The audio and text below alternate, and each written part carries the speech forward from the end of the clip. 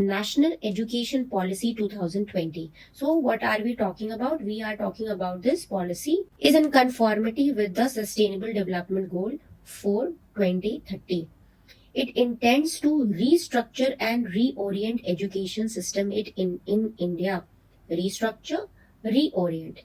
Critically examine the statement. So whenever you will read the question in examination also, please make sure you mark whatever points are mentioned. Okay, what are the keywords? What is the directive of the question? Let's start with it. Understanding the theme.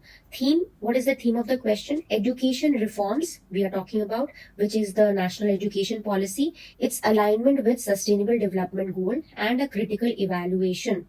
This is the theme. Now the directive, what is the question is asking you? It is asking you to critically examine, meaning support, limitation and a balanced judgment. Okay. So what should be your focus whether the national education policy actually restructures the Indian education in line with sustainable development goal 4. Okay, NEP and SDG 4. This is what is the focus of the question. Keywords we have already identified. NEP 2020, Sustainable Development Goal 4, restructure and reorient. Hidden demands, we have to briefly, the question is not asking you about SDG 4, but since you are explaining and interlinking these, you have to give a brief description, brief explanation, but make it brief. Do not go into the details of SDG 4.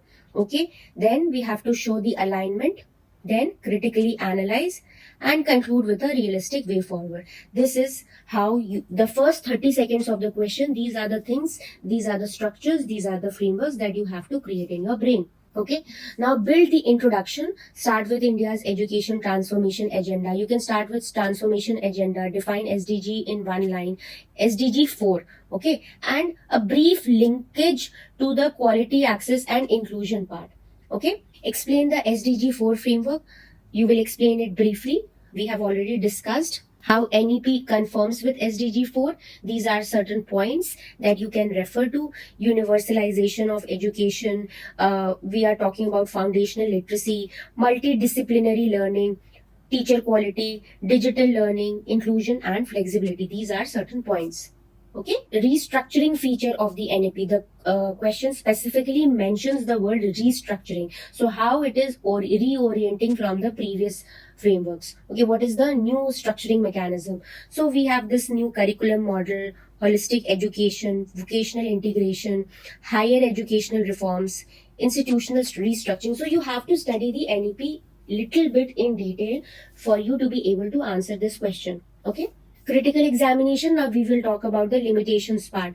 Okay, implementation capacity, we have the funding concerns, digital divide, teacher preparedness, federal coordination issues, regional inequality, all these things. You can also refer to a few reports such as the ACER report, UNESCO report, and give certain data points also, like the enrollment rate, what is the enrollment ratio, all these things you can mention briefly. Don't make it all about data and facts only. You have to present a counter perspective also, because long term transition is expected. Okay, and success depends on the execution of the policy. No matter how good the policy is, it needs to have good execution. Okay, so these are few counter perspective that even though it is very good, very transformative, there are certain limitations. So these are some dimensions you can always use to brainstorm. Social, you can talk about the social aspect, economic, governance. You don't have to talk about all these. I'm just suggesting that you can use them in your answer. Okay, and this is the suggested flow. Brief introduction, talk about SDG 4 and its alignment with NEP, critical evaluation, way forward, and conclusion. I have given you a brief percentage. This is not the exact percentage or anything like that, but briefly, this is how you have to distribute your content. Because if the question is asking a little bit in detail, you or we in general tend to forget कि किसको कितना importance देना है. Okay.